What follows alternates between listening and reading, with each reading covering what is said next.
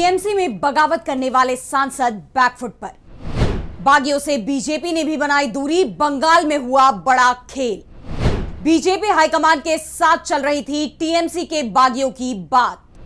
TMC नेताओं को साथ लेने को तैयार नहीं बंगाल बीजेपी। टीएमसी सांसद की बगावत पूरी तरह से फेल हो गई है। ममता बनर्जी से नाराज सांसदों की संख्या 13 या 14 से आगे नहीं बढ़ पाई है। पहले सुवेंदु अधिकारी और पश्चिम बंगाल बीजेपी प्रभारी भूपेंद्र यादव को टीएमसी में तोड़फोड़ के काम पर लगाया गया था, लेकिन ये सफल नहीं हो रहे तब कमान खुद केंद्रीय गृह मंत्री अमित शाह ने संभाल ली। टीएमसी सांसदों को फोन घुमाने लगे, फिर भी बागी सांसदों की संख्या 19 तक नहीं पहुंच पाई और 19 से कम संख्या होने पर सांसदों को सदस्यता खोने का डर दिखाई दे रहा है। इस बीच बंगाल बीजेपी में अलग बवाल शुरू हो गया है। टीएमसी सांसदों के बीजेपी में शामिल होने के खिलाफ आवाजें उठने लगी है। यहां तक कि बंगाल बीजेपी के अध्यक्ष ने भी मोर्चा खोल दिया है और अब हालात ये हो गए हैं कि ममता से बगावत करने वाले सांसद अब मुश्किल में पड़ गए हैं। वो ना तो टीएमसी में वापस जा पा रहे और ना ही अलग गुट बनाने की स्थिति में है और ना ही वो बीजेपी में शामिल हो सकते हैं। ऐसे में सवालों में बीजेपी हाईकमान भी घिरता दिखाई दे रहा है, क्योंकि बागी सांसदों ने बीजेपी हाईकमान के इशारे पर ही ममता के खिलाफ बगावत करने की हिम्मत जुटाई थी, लेकिन अब वो सभी मुश्किल में दिखाई दे रहे हैं और इसी को लेकर आज हम अपनी स्पेशल रिपोर्ट में करेंगे बात। नमस्कार, मैं आराधना। तो शुरू करते हैं हमारी खास रिपोर्ट और सबसे पहले बात करते हैं टीएमसी में फेल हुई बगावत की।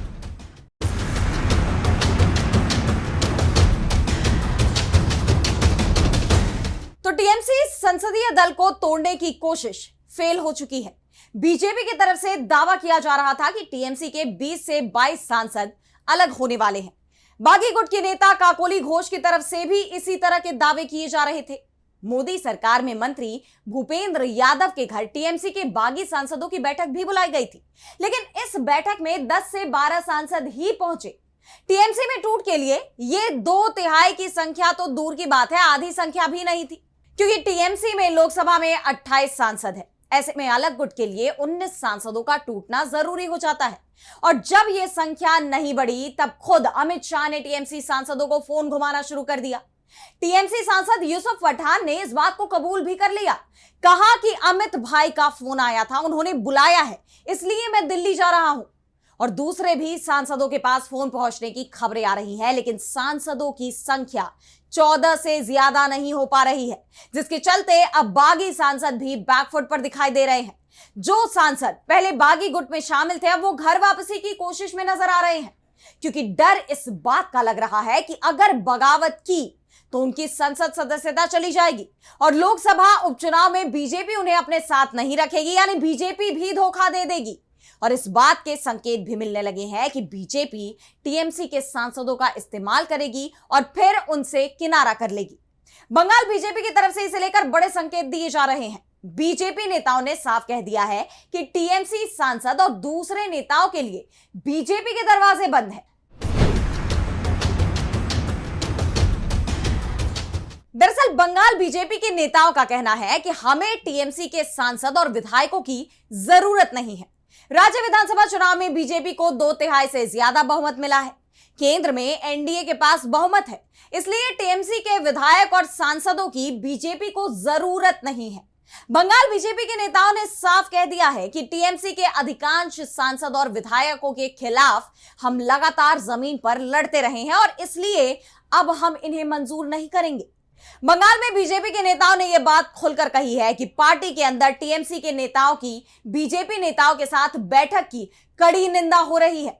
अब जिस तरह से दिल्ली में बीजेपी नेताओं के घर टीएमसी सांसदों की बैठक की खबरें सामने आई, उसके बाद राज्य बीजेपी के नेताओं में बेचैनी दिखाई दे रही है, लेकिन बीजेपी हाईकमान के खिलाफ खुलकर बोलने की हिम्मत अभी बंगाल बीजेपी के नेता नहीं दिखा पा रहे।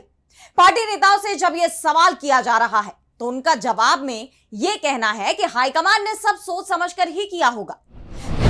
उनका मकसद इस साल के आखिर में होने वाले निकाय चुनाव और 2029 की बड़ी चुनौती से पहले तृणमूल को खत्म करना है। बंगाल बीजेपी के अध्यक्ष सामिक भट्टाचार्य ने कहा है कि बंगाल में ऐतिहासिक जीत के बाद तृणमूल नेताओं के लिए बीजेपी के दरवाजे बंद है। हम कोई बैंड पार्टी नहीं है, हम एक राजनीतिक पार्टी हैं और जिस तरह का भ्रष्टाचार तृणमूल नेताओं ने किया है, उसके बाद हम उन्हें अपने साथ शामिल नहीं होने देंगे। बीजेपी के पूर्व प्रदेश अध्यक्ष और दिग्गज नेता तथागत रॉय ने भी कहा है कि इन लोगों को बीजेपी में जगह नहीं दी जानी चाहिए। और अभी तक पार्टी का रुख भी ऐसा ही दिखाई दे रहा है कि वो टीएमसी के सांसदों और विधायकों को बीजेपी में शामिल नहीं करेगी। ऐसे में सवाल उठ रहे हैं कि क्या ममता से बगावत करने वाले टीएमसी के सांसद अब मुश्किल में फंस गए हैं? काकोली घोष और शताब्दी रॉय के बहकावे में आकर बगावत करने वाले टीएमसी के सांसद अब घर वापसी की तैयारी में दिखाई दे रहे हैं। किसी भी सांसद का कोई भी ऐसा बयान अब सामने नहीं आ रहा जिसमें दावा किया जा रहा हो कि वो ममता से नाराज है। तमाम मीडिया चैनलों में 3 दिन तक टीएमसी में टूट की जो खबरें दिखाई जा रही थी, अचानक वो खबरें हटा ली गई और यहां तक कि बीजेपी नेताओं के घर पर होने वाली बैठकें भी रद्द होने लगी है। वहीं दूसरी तरफ ममता बनर्जी और अभिषेक बनर्जी सक्रिय हो गए हैं। नाराज चल रहे सांसदों से भी वो बात कर रहे हैं। सांसदों को याद दिला रहे हैं कि अगर वो बीजेपी में जाएंगे तो उनका सियासी करियर खत्म हो जाएगा। बीजेपी किसी की भी सगी नहीं है। जो सांसद वापसी को तैयार हैं, उन्हें लेकर नरम रुख दिखाने को ममता भी तैयार दिख रही हैं और जो बागी रुख दिखा रहे हैं, उनकी संसद सदस्यता का जाना लगभग तय माना जा रहा है। टीएमसी सांसद कल्याण बनर्जी ने बगावत करने वाले सांसदों पर तीखा हमला बोला है। कहा है कि हम बहुत खुश हैं कि ये दोहरे चरित्र वाले लोग चले गए हैं। पार्टी को पता चल गया कि कौन लोग हैं जो मौके पर धोखा दे सकते हैं। अब ऐसे में सवाल ये उठ रहे हैं कि क्या बागी सांसद फंस चुके हैं? क्या उनकी संसद सदस्यता खत्म हो सकती है?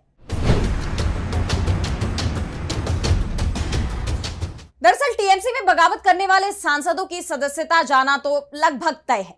दल बदल विधेयक में साफ है कि 2/3 से कम सांसदों की टूट होने पर सभी सदस्यों की सदस्यता चली जाती है और टीएमसी से बगावत करने वाले सांसदों की संख्या 50% तक भी पहुंचती नहीं दिख रही है। और जिस तरह से बंगाल बीजेपी के अंदर इसे लेकर बगावत बढ़ती दिखाई दे रही है, उसके बाद तो यह भी साफ हो गया है कि एक बार को अगर यह मान भी लिया जाए कि 20 सांसद टीएमसी छोड़ रहे हैं और फिर भी इनका सियासी करियर तबाह ही हो जाएगा और इसी डर से अब बगावत के बारे में सोचने वाले सांसद भी खामोश हो गए हैं। टीएमसी में टूट की पहली कोशिश जरूर फेल हुई है, लेकिन बीजेपी हाईकमान इतनी आसानी से शांत बैठने वाला नहीं है। परिसीमन विधेयक को एक बार फिर संसद में लाने की तैयारी है और इसे पास कराने के लिए उन्हें 2/3 बहुमत की जरूरत पड़ेगी। इसीलिए टीएमसी में तोड़फोड़ की कोशिश दोबारा की जा सकती है। ऐसे में ममता बनर्जी को सचेत रहना होगा। फिलहाल तो उनका रुख आक्रामक ही दिखाई दे रहा है। जिस तरह से ममता बनर्जी दिल्ली में बीजेपी के खिलाफ रणनीति बना रही है, उससे साफ है कि बीजेपी के लिए आने वाला समय बेहद मुश्किल भरा होने वाला है और टीएमसी के जिन सांसदों ने बगावत की है, उनके पास अब 2 ही विकल्प बचते हैं। पहला कि वो ममता के खेमे में वापस चले जाएं या फिर अपनी संसद सदस्यता खोने को तैयार हो जाए। इसके साथ ही उनका सियासी करियर भी तबाह हो जाएगा, यह भी तय माना जा रहा है। तो अब ये बागी सांसद क्या फैसला करते हैं, यह देखना होगा। लेकिन फिलहाल बीजेपी की साजिश जरूर फेल होती दिखाई दे रही है। तो कैसी लगी आपको ये स्पेशल रिपोर्ट, हमें कमेंट सेक्शन बताइए। अगर आपको रिपोर्ट पसंद आई तो वीडियो को लाइक करना ना भूलें और चैनल को सब्सक्राइब कर लें। इसी के साथ मुझे दीजिए इजाजत और देश दुनिया की तमाम बड़ी खबरों के लिए आप देखते रहिए डीबी लाइव। नमस्कार।